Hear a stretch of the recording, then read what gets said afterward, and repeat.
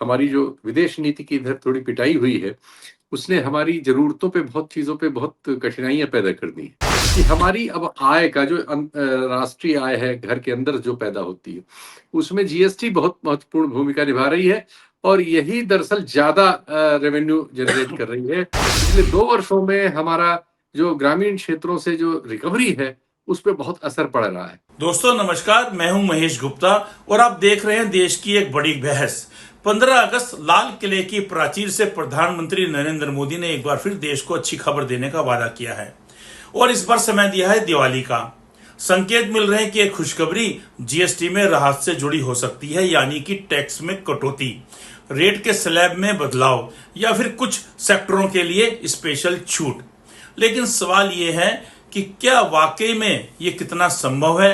क्या केंद्र सरकार के पास इतना फिजिकल स्पेस है कि वो बड़े पैमाने पर जीएसटी में लीवरेज दे सके? और हाँ, 2014 से अब तक प्रधानमंत्री ने लाल किले से कितने वादे किए और कितने पूरे हुए, इसका भी आज हिसाब होगा। आखिर जनता को हर बार अच्छी खबर का इंतजार क्यों कराया जाता है और कितनी बार ये इंतजार अधूरा रह जाता है? आज हमारे साथ चर्चा में जुड़ रहे हैं शीतल पी सिंह जी, जो कि सीनियर जर्नलिस्ट हैं। शीतल जी नमस्कार। नमस्कार। शीतल जी, 15 अगस्त को हमारे प्रधानमंत्री नरेंद्र मोदी जी ने जो लाल किले की प्राचीर से काफी सारे ऐलान किए, वादे किए या सब जवाब दिखाए। लेकिन अब उसमें क्या ये संभव है कि 2017 में जो जीएसटी लागू हुआ, तब से अब तक 4 बार रेट रिवीजन हो चुके हैं। आपको क्या लगता है कि इस बार दिवाली पर कितने स्लैब में बदलाव की कोई वाकई संभावना है? देखिए, अब ये स्थिति हो गई है कि हमारा जो ग्रामीण क्षेत्र है, वो बुरी तरह से आर्थिक संकट से जूझ रहा है।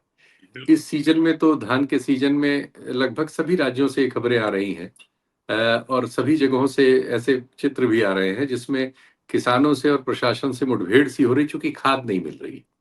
इस बार चीन से रिश्तों में जो थोड़ी कड़वाहट बीच में आई, फिर अब अमेरिका से आ गई है। हमारी जो विदेश नीति की इधर थोड़ी पिटाई हुई है, उसने हमारी ज़रूरतों पे बहुत चीज़ों पे बहुत कठिनाइयाँ पैदा कर दी हैं। उसमें एक खाद इम्पोर्ट का भी मामला है। अब जब तक इसका विकल्प जो कि कुछ ही देशों के पास है, या तो अमेरिका दे या रूस दे, जब तक ये तैयार नहीं हो जाता और फिर ये पानी के जहाज़ से आता है, इस सब में आने-जाने में, लदने में, उतरने में, सब में बड़ा टाइम लगता है। सीज़न बीत जाता है। तो खाद की समस्या तो इस सीज़न में ऐसे ही बनी हुई है। तो अब इसमें क्या हो रहा है कि ये आंकड़े भी बार-बार प्रकाश में आ रहे हैं कि सरकार जो है, कारपोरेट टैक्स तो उसने कम किया है और जीएसटी जो सबको प्रभावित करती है। हर जी। कोई भी आप खरीद-बिक्री का बूँद भी करते हैं तो वो उसमें जीएसटी लग एक जाता है। गरीब अगर बीड़ी के लिए माचिस की तिल्ली, खाने के लिए चूल्हा जलाने के लिए माचिस की तिल्ली लेता है, उस पे भी जीएसटी एकदम, जाता एकदम। तो जो एक ये मध्य वर्ग में एक धारणा है कि सिर्फ़ इनकम टैक्स ही टैक्स होता है, बाकी जो दूसरे टैक्स हैं वो टैक्स नहीं होते, वो ये चीज़ उसको भी साफ़ करती है कि हमारी अब आय का जो राष्ट्रीय आय है, घर के अंदर जो पैदा होती है, उसमें जीएसटी बहुत महत्वपूर्ण भूमिका निभा रही है और यही दरअसल ज़्यादा रेवेन्यू जनरेट कर रही है। कॉर्पोरेट टैक्स से जनरेट नहीं हो रहा है, चूँकि मैन्युफैक्चरिंग की हालत बहुत खराब है, घट गई है पिछले 26-27 सालों में जितनी थी उतने पे पहुंच गई है, बढ़ने की जगह नीचे आ गई है। और एग्री सेक्टर में 2-3% की सिर्फ वृद्धि है, जिसमें सरकार का कोई रोल नहीं है, क्योंकि सरकार ने जो भी दावे किए आय बढ़ाने का, आय घट गई है और खाद मिल नहीं रही है। खाद के दाम बढ़ चुके हैं, महंगाई हर चीज की, इन्फ्लेशन तो 6-7% बढ़ ही रहा है। तो इस सब को मिला के किसान की आय तो कम हुई है। तो इससे कुल मिला के जो परिस्थिति बन रही है, उसमें अब सरकार के पास अब दूसरी चीजें शुरू हो गई। जो औद्योगिक उत्पाद हैं, उनकी लोकल खरीद खराब हो गई है। आप देखिए कि ट्रैक्टरों की बिक्री, जो व्यावसायिक वाहन है उनकी बिक्री, यहाँ तक कि स्कूटरों की बिक्री और कारों की बिक्री, ये सब प्रभावित हो गई है। बिल्कुल, बिल्कुल। एफएमसीजी एरिया में भी सेल प्रभावित हो रही है। यानी ये मैं खुद अभी थोड़ी देर पहले एक माइक्रो फाइनेंसिंग कंपनी से बात कर रहा था, तो उन्होंने बताया कि सर, पिछले 2 वर्षों में हमारा जो ग्रामीण क्षेत्रों से जो रिकवरी है, उस पे बहुत असर पड़ रहा है। अभी क्रेडिट कार्ड के आंकड़े आए थे। ये आंकड़ा भी 38-40% क्रॉस कर चुका है। यानी लोग पे नहीं कर पा रहे हैं, फेल हो रहे हैं। जो होम लोन के आंकड़े हैं, उनमें भी फेल्योर का परसेंटेज बढ़ा है। तो हम पा रहे हैं, यानी एक बहुत बड़ी तादाद आबादी की जो है, वो अपने खर्चे नहीं चला पा रही है। वो ज़्यादा कर्ज़ों की ओर भाग रही है, पुराने कर्ज़ों में डिफ़ॉल्ट कर रही है और कुल मिला-जुला के बाज़ार में फिर भी इस सब से बिक्री घट रही है। तो ये सब इंफॉर्मेशन हमसे ज्यादा, हमसे आपसे तो तब जब सरकार से कुछ छनवन के आता है कोई रिपोर्टर। आजकल तो आप लोगों का भी जमाना चला गया, अब फील्ड रिपोर्ट सब खत्म हो गई है, अखबार टीवी वगैरह सब एक तरफा कर दिए गए हैं, अब कहीं कोई फील्ड रिपोर्ट होती नहीं है। तो ये आंकड़े हम सब के पास बहुत देर से आते हैं, बहुत इसमें एडिटिंग हो चुकी होती है, ये रियलिटी को पूरा रिफ्लेक्ट नहीं कर रहे हैं। इसलिए जब हम सरकारी आंकड़ा देखते हैं और सीएमआई ई का इस पे बेरोजगारी वगैरह पे आंकड़ा देखते हैं, तो इसमें इतना अंतर होता है कि हमें लगता कि अब इसमें सही कौन होगा और सही क्या होगा। तो ये बड़ी कठिनाई हो गई इस दौर में कि आंकड़े जो है, एक तो योजना आयोग के खत्म होने के बाद जो स्रोत था, हम आप जैसे जो बहुत से पत्रकार ये काम करते थे, वो वहां जाते थे और पीटीआई यूएनआई में भी खबरें, एएनआई इसमें भी आती थी। तो इस सब पीटीआई भी बहुत कमजोर हो गया, एएनआई बंद ही लगभग हो गया। वो सॉरी, एएनआई नहीं, यूएनआई। और एएनआई जो है वो तो वही कर रहा है जो सारा मीडिया कर रहा है, वो सरकार की ओर से बैटिंग करता है। तो वो बड़ी समस्या, सूचना मिलना भी बड़ी समस्या है महेश जी। तो शीतल जी, दिवाली तक आपको लगता है कि कोई जो जीएसटी का स्लैब है उसमें कोई बदलाव की संभावना है? जो दिवाली पे भी मुझे लगता है कुछ करे, मुझे लगता है कुछ करेगी जरूर, क्योंकि सरकार और मोदी जी को भी ये पता लग चुका है अब कि उनकी लोकप्रियता जो है, जो भी उन्होंने अर्जित की थी, जो पिछले 10 वर्षों तक चली, और जिसे कुल मिला जुला के इस चुनाव में भी उसने थोड़ा बहुत एक घसीटने का काम किया, मेजोरिटी तो नहीं आई उस पर, अभी उस पर भी बड़ी शिकायतें हैं, लेकिन चलिए जो भी आया 240 सीट, तो उनको लग रहा है कि चीजें खराब हो रही है। ये और बात है कि उन्होंने बाद में राज्यों के चुनाव जीत लिए हैं, लेकिन उन पे बहुत गंभीर आरोप आ गए हैं। अब चूंकि आपका विषय दूसरा होगा तो मैं उस पर नहीं जाऊंगा, लेकिन हाँ, तो हम अभी जीएसटी पे ही रहते हैं, इसलिए जरूर जीएसटी पे कुछ न कुछ सरकार अनाउंस भी हो गया है, तो कुछ न कुछ होना है, देखते हैं क्या होता है। और शीतल जी, वर्तमान में सरकार का जो टैक्स रेवेन्यू में से लगभग 30% हिस्सा जो है जीएसटी से आता है। ऐसे में अगर रेट कम किए जाएंगे तो इसका, अगर रेट कम किए जाते हैं तो क्या इसका फिजिकल डेफिसिट पर भी कोई असर पड़ेगा? देखिए, एक चीज हो रही है कि जीएसटी में सालाना ग्रोथ अच्छी है, 9-10%, 8% ऐसी हो जा रही है। तो मान लीजिए कि 2-3%, 4% कंप्रोमाइज भी करते हैं, लेकिन जनता में एक मैसेज दे देते हैं रिलीफ का, तो जो उसकी पॉलिटिकल गेन है वो थोड़ा इकोनॉमिकल लॉस से, चूंकि लॉस मात्रा तो नहीं घटेगी, इन्फ्लेशन है ही है, इन्फ्लेशन की वजह से जीएसटी में हर साल वृद्धि हो ही जाती है, क्योंकि इन्फ्लेशन से जो 7-8% बढ़ रहा है, सरकार तो 5-6 बताती है, कई बार और भी कम बताती है, लेकिन जो बाहर से पता लगता है 7%, 8% है करीब, तो उतनी ग्रोथ तो हो ही जाती है अगर पिछले साल का भी आंकड़ा मेंटेन हो। तो मान लीजिए उसमें 2-3% कंप्रोमाइज कर लेती है सरकार, लेकिन उससे उसको, वो उस प्रेशर को जो पब्लिक के दिमाग में बन चुका है, उसमें एक स्लोगन जाता है कि नहीं जीएसटी कम कर दिया भाई, तो हो सकता है कि इससे इनको थोड़ी सी ऐसा फैसला ये करने को जाए, ऐसा मुझे लग रहा है जी। शीतल जी, अगर जीएसटी में राहत दी जाती है तो क्या ये सिर्फ शॉर्ट टर्म रिलीफ रहेगा, या लगता है आपको कि ये लंबे समय तक चलेगा और महंगाई पर या इसका ग्रोथ पर भी कोई असर रहेगा?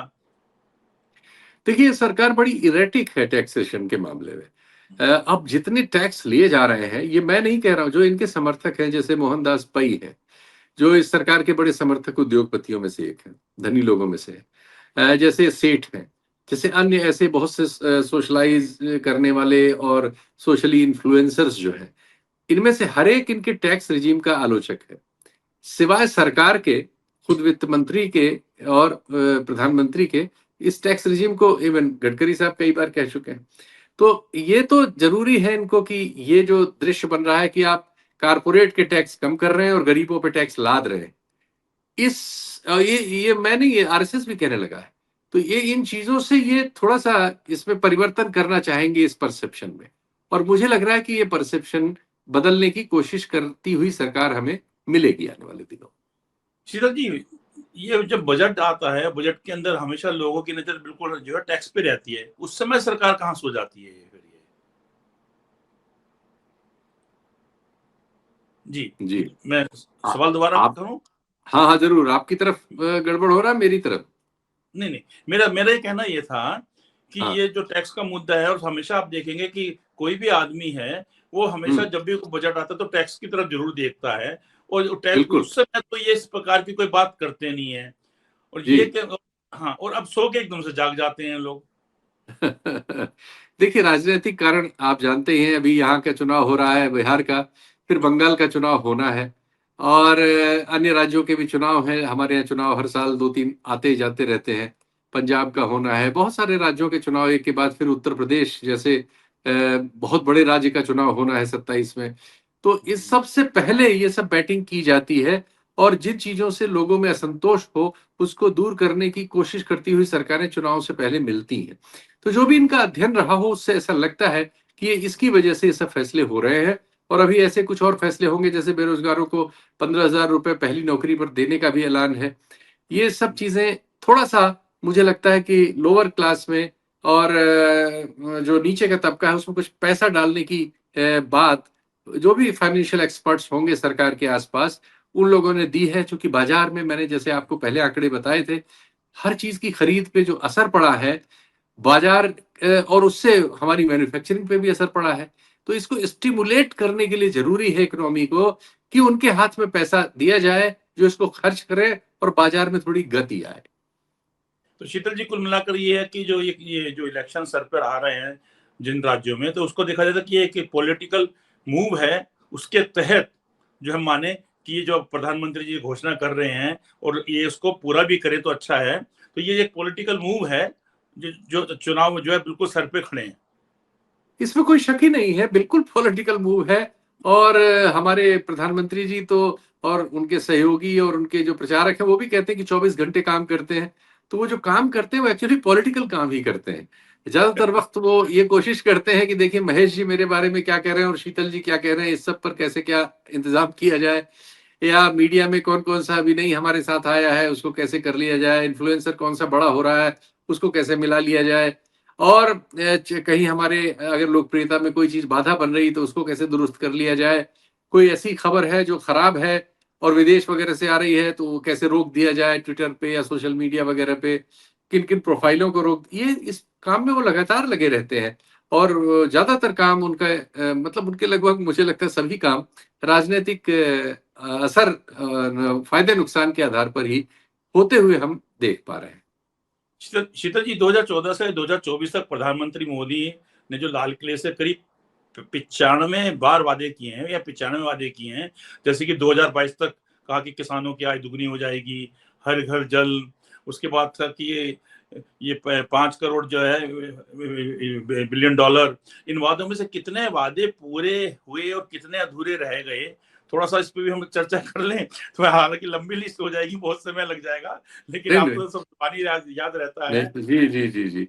देखिए शुरुआत वहां से जैसे नोटबंदी से कहा गया था कि अब बस 50 दिन मुझको दे दीजिए, फिर जिस चौराहे पे कहेंगे आ जाएंगे और हमारे देश से नक्सलवाद खत्म हो जाएगा, आतंकवाद खत्म हो जाएगा, वो जो नकली करेंसी है वो खत्म हो जाएगी। हमने हर पूरी अर्थव्यवस्था की रेमेडी बता दी थी, काला धन खत्म हो जाएगा। हुआ क्या? 16-17 लाख करोड़ हमारा प्रचलन में था कैश, वो अब 34 लाख करोड़ है, दुगना हो चुका है। और पिछले वर्षों में आरबीआई ने प्रतिवर्ष स्वीकार किया है कि ऑनलाइन फ्रॉड्स, नकली मुद्रा से फ्रॉड और बहुत नए तरह के फ्रॉड्स और बढ़ गए हैं। टेररिज्म की बात अभी पहलगाम हुआ है, उसकी बात ही क्या करें, अभी युद्ध होते होते हम लोग बच के निकले हैं, जिस पे ट्रंप अलग श्रेय ले रहे हैं, हमारे अलग श्रेय लिया जा रहा, पाकिस्तानी अलग श्रेय ले रहे हैं, पता ही नहीं लग रहा कौन जीता, लग रहा सभी जीत गए, हम लोग हार गए। अब इसके बाद बेरोजगारी पर और किसानों की आय पर, जनता की आय पर जो है ऑक्सफैम वगैरह के आंकड़े इस सब कुछ झुठला रहे हैं। जो डिस्पैरिटी है समाज में बहुत बढ़ रही है, 1% से भी कम लोगों के पास देश की सारी दौलत जाती हुई नजर आ रही है और 80-90% लोगों को की आय में घटत होते हुए सारे आंकड़े आ रहे हैं। सरकार बीच बीच में कुछ टिट बिट्स कहीं से विश्व बैंक आईएमएफ वगैरह से आ जाता है तो उसका प्रचार करके इसको लीपने की कोशिश करती है, लेकिन डिटेल्ड आंकड़े साबित कर रहे हैं कि देश की बहुमत आबादी में गरीबी बढ़ रही है, या तो उनकी आय नहीं बढ़ी है या उनकी आय घटी है और बहुत थोड़े हिस्से की आय बढ़ रही है। रोजगार आप देखिए, हमारा जो बेस्ट सेक्टर था आईटी सेक्टर, वहां की जो बेस्ट कंपनी थी टीसीएस, उसने अभी 12,000 लोगों को निकाल दिया है। रिलायंस ने जियो से बहुत लोगों को निकाला। अन्य वहां जितनी भी बड़ी कंपनियां हैं रिक्रूट तो कोई नहीं कर रही, सबके यहाँ से छटनी की ही खबरें आ रही हैं। फार्मा सेक्टर में जब से ये अमेरिका की घोषणा हुई है ये खतरा मंडरा रहा है। तो हमारे पास अब सेक्टर कहाँ बचे हैं? हम टेक्सटाइल वगैरह में जो थे, अगर ये लागू हो गया 50% वाला टैरिफ, तो ये बर्बाद हो जाएगा, क्योंकि ये सब बिजनेस बांग्लादेश और वियतनाम चला जाएगा, क्योंकि उनका टैरिफ बहुत कम है, हमारा टैरिफ ज्यादा है। पहले भी उनकी कॉस्ट ऑफ प्रोडक्शन हमसे सस्ती थी, तो हम बहुत खतरे में पड़ जाएंगे, ये सेक्टर भी डूब जाएगा। तो फार्मा, टेक्सटाइल और यही तीन, और ये आईटी, यही सेक्टर थे जो हमारे आप कह सकते हैं कि ब्लू सेक्टर थे। लेकिन ये सब अब रेड जोन में जा रहे हैं, तो हमारे लिए कठिनाइयां आने वाले दिनों में बहुत गंभीर होने वाली है। शीतल जी, जो हम देखते हैं, मैं जो स्लैब है जो ज्यादातर लगता है चीजों के ऊपर, 5%, 12%, 18% और फिर 28%। तो इस बार संभावना व्यक्त की जा रही है कि 28% तो बिल्कुल हटा दिया जाएगा, 12% का स्लैब ज्यादा रखा जाएगा। और ये भी चर्चा है कि हो सकता है कि एक 40% का स्लैब निकाला जाए जो कि बहुत ज्यादा लग्जरी चीजों पर रहेगा। तो सर, इस लग्जरी चीजों से क्या मायने रहेंगे, क्योंकि जो सरकार है उसका तो रुझान आपको पता है, जो गडकरी जी ने भी बोला कि अमीर है कुछ लोग, केंद्र उनकी तरफ सब कुछ केंद्रित रहता है और अमीर होते जा रहे हैं, और गरीब जनता और गरीब होती जा रही है। तो 40% वाला जो रखेंगे, उसका जो है क्या असर रहेगा? अगर वो लग्जरी आइटम पे भी रख दिया अगर बेशक से उन्होंने, लेकिन उस लग्जरी आइटम को बनाने में भी तो जनता के कर्मचारी जुड़े हुए होते हैं हर जगह। जैसे अभी आपने बोला कि कितनी बड़ी बड़ी कंपनियों ने अपना स्टाफ बाहर किया, तो इससे 40% वाले से कोई फायदा निकलेगा एक आम जनता को? पैसे वाले के लिए हम बात करें उसके लिए कोई जरूरत नहीं है। आम आम जनता को अगर ये 40% वाला स्लैब आता है, ये कह के कि हाँ भाई किसी लग्जरी आइटम पे रखा जाएगा, तो उससे कोई फायदा निकलेगा देश को या जनता को? देखिए, एक आंकड़ा और पिछले साल आ गया था, बहुत महत्वपूर्ण है, कि हम जो दुनिया में बहुत ढिढोरा पीटते हैं और दुनिया इस बात को जानती है, वो एक बात ये है कि ये बेशक हमारी आबादी 145 करोड़ हो गई है, बेशक हम दुनिया की सबसे बड़ी आबादी हो गए हैं, लेकिन हम दुनिया के सबसे बड़े बाजार नहीं हैं, जो हम कहते हैं और अपनी पीठ ठोक लेते हैं। इसलिए नहीं है कि हमारे 100 करोड़ लोग, उनकी परचेजिंग पावर नील है। नील, है। ये आंकड़ा कोई बताएगा नहीं। तो हमारे यहाँ यस। परचेजिंग पावर सिर्फ 40 करोड़ लोगों के पास है, और 40 करोड़ लोगों में भी जो स्लैब है वो बहुत भारी है। आप देखिए, टेस्ला आज तक यहां बनाने क्यों नहीं आ रहा है? हमारी सरकार तो बेचने को तैयार है उसके लिए, और हमारी बड़ी बड़ी कंपनियां यहां से अपनी मैन्युफैक्चरिंग लेके भाग गई है, कार कंपनियां वगैरह अब बहुत कम रह गई हैं। तो इसलिए कि जो महंगी कारें हैं या महंगे खिलौने हैं, वो 2, 4, 10, 50, 100 इंपोर्ट होने लायक हैं, बाकी नहीं है मामला, कौन खरीदेगा? जो ये सही है कि 10% आबादी देश की है जो मोदी जी के जमाने में और रईस हुई है, उसमें से 1% बहुत रईस हुई है, लेकिन 90% तो बहुत गरीब हुई है। 100 करोड़ लोगों के पास तो खरीदने की कोई क्षमता ही नहीं है। तो ये जो कुछ भी होगा बहुत छोटे टिनी मिनी पॉपुलेशन के लिए होगा, तो उसका कोई फर्क पड़ेगा? मुझे यकीन नहीं। और सर, एक सवाल ये भी है कि टैक्स जो आता है और जीएसटी के मार्फत ही काफी टैक्स आता है, और अब घूमकर हम वापस अगर एक तरफ जाएं तो सेना की तरफ भी जाएं, तो हमारे सेना के बड़े अधिकारी ने बोला था कि वर्तमान में जो हमारे पास हथियार हैं उनके आधार पर, उनके सहारे वर्तमान की लड़ाई नहीं लड़ी जा सकती है। और सर, ये जो जीएसटी के अगर स्लैब कम होता है तो ओवरऑल हमारी इकोनॉमी पे इसका क्या असर पड़ेगा? कोई फायदा होगा, या कहीं जो आज जो सिंदूर वाली बात की जाती है और फिर बात की जाती है कि सिंदूर तो कहीं और आगे भी ना बढ़ जाए ऑपरेशन, तो इसको भी अगर हम मद्देनजर रखते हैं तो क्या देश के पास पैसा ज्यादा जमा होगा? क्या हम डिफेंस के लिए भी कुछ निकाल पाएंगे? नहीं, डिफेंस का तो बजट जीडीपी में जो हमारा प्रतिशत है वो लगातार घट रहा है। हमारे डिफेंस में घट रहा है, हमारा रिसर्च में घट रहा है। प्रधानमंत्री जी ने रिसर्च पर भी बड़ी बात की, लेकिन हम रिसर्च में तो पैसा खर्च नहीं कर रहे हैं भाई।